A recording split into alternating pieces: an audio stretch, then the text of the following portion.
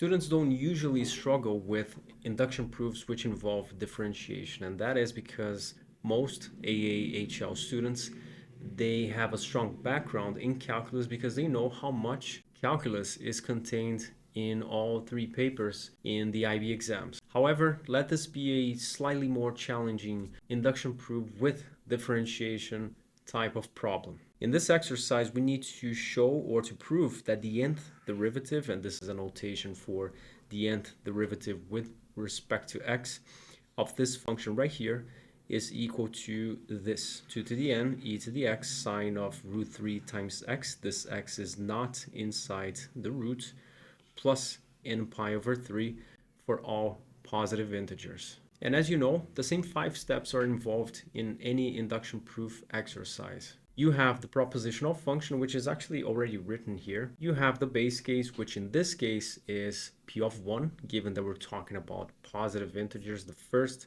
positive integer is 1. You have the inductive hypothesis, which is what we're going to assume that it's true.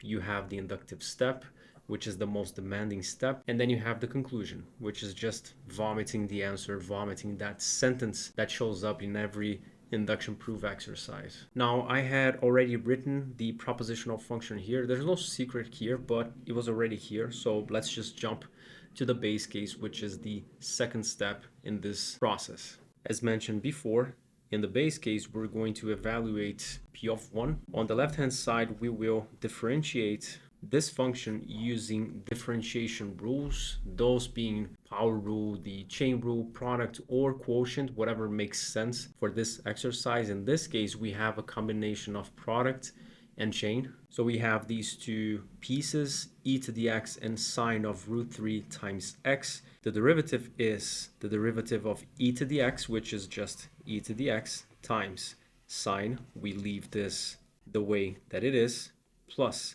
we copy the first one, which is just e to the x, and now we differentiate sine of root 3 times x, which is cosine of root 3 times x, multiplied by the derivative of the inside function, which is root 3. Now, when you work with the right-hand side, it will look like you didn't prove the base case. The right-hand side is 2 to the first power times e to the x, and just remember we're replacing 1 over here and over here, times sine of root 3 times x plus 1 times pi over 3.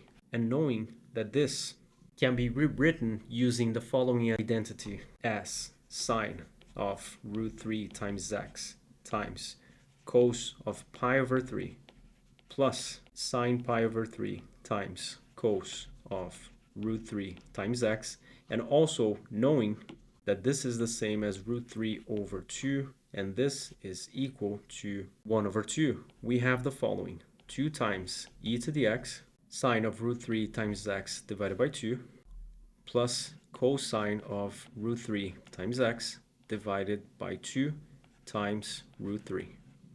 And if you FOIL these terms, you get exactly what you have on the left-hand side, which is e to the x sine of root 3 times x plus e to the x root 3 times cos of root 3 times x. Now, given that the left-hand side and the right-hand side, they're exactly the same, we can state that the base case holds. Now let's move to P of k, which is the inductive hypothesis. Now on P of k, which we're just pretty much replacing n's by k's over here, we're going to assume that the kth derivative of this function right here is 2 to the k ex sine of root 3x plus k pi over 3. We are going to assume that this is true. And don't forget to write it down. Assume that this is true for some positive integer k. Now all easy marks are gone. All that is left is the hard work of actually finding or calculating P of k plus 1. We're going to state what is P of k plus 1, and then by differentiating P of k, which we are assuming that it's this, we're going to get to the right-hand side of P of k plus 1. Now let's do this step by step. First of all, we write the k plus 1th derivative of e to the x sine of root 3x And if everything is done correctly, we should get to 2 to the k plus 1 times e to the x root 3x plus k plus 1 times pi divided by 3. Now, as I mentioned, we're going to use our assumption, which is the fact that the kth derivative of that function is equal to this. And we're going to differentiate this again with respect to x. And hopefully we're going to get to here. The idea is to get to here. So the goal is to get here. Now, using the right-hand side of p of k, which is the kth derivative, which we're assuming to be true, and differentiating it with respect to x.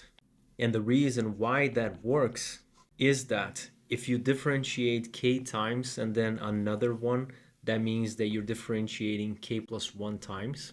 We should get d dx of 2 to the k e to the x sine root 3x plus k pi over 3. Now over here we also have a product and a chain rule to be applied over here. And given that this is a constant, the derivative is 2 to the k times the derivative of these other two terms multiplied, which means that we're going to use the product rule and the chain rule for this one.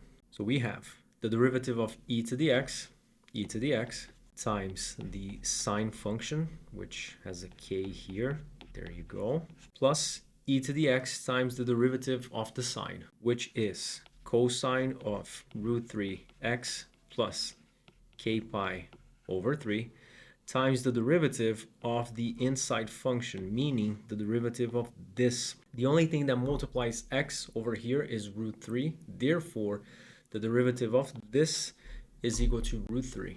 Now, it doesn't look like we're getting anywhere because this is not the same as this, but trust me, we're getting there. And one step in the right direction is to multiply all this by 2 over 2, which sounds silly. Why would we do that, right? But the reason is, if we do so, we get the 2 to the k plus 1 over here. Given that we multiplied by 2 over 2, nothing's changed. It's just like multiplying by 1.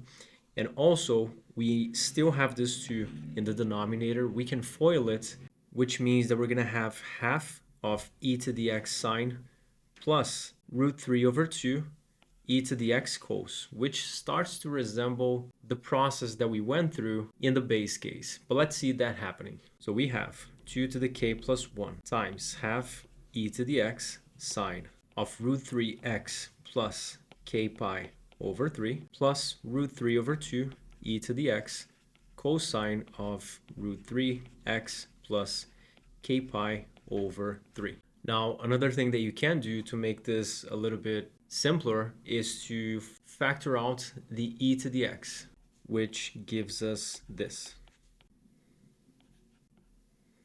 Now, one thing that you should keep in mind is that sometimes in induction proofs exercises, it's not going to be clear what the last few steps are. If that is the case, you can always go back to where you're trying to reach, which in this case is right here. This is the goal. The goal is to get to here and try to find the bridge which will link the last step that we have, or where we stopped, to the goal. So let's investigate this a little bit more. You could rewrite this, the goal, as 2 to the k plus 1 e to the x times sine of root 3x plus k pi over 3 plus pi over 3. This would give you, or these would give you, this arc right here. Now, why am I saying that? I'm saying that because if you view this as A and if you view this as B as two different arcs,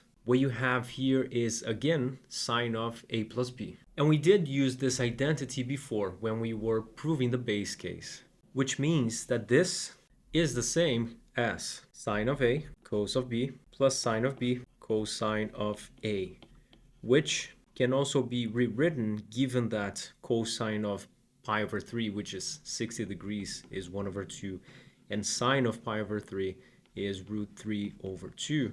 It can be rewritten as half sine of root 3x plus k pi over 3 plus root 3 over 2 cosine of root 3x plus k pi over 3, which is exactly what we have in the last step of our proof. It shows up right here. Therefore, we can backtrack this process, meaning go from here to here, k pi over 3, and on the next step to here, which is actually not the last step. The last step is the next one. We're going to add these pi over 3's as k plus 1 pi over 3. So let this be the last step in this process. And there we have it. Now this is equal to the right hand side of p of k plus 1, which we can see right here. Now notice that we did, again, was to backtrack the process. We went, instead of from here to here to here, we went the other way around. And we could only see that because we were focusing on the goal and using it to build a bridge from the goal to the last step that we stopped. Now the last thing that we should do is to write the conclusion. Kind of a boring part, but we need to do it. So given that p of 1 is true and p of k plus 1 is true, whenever p of k is true for some positive integer k, then by the principle of mathematical induction, PMI, p of n is true for all positive integers.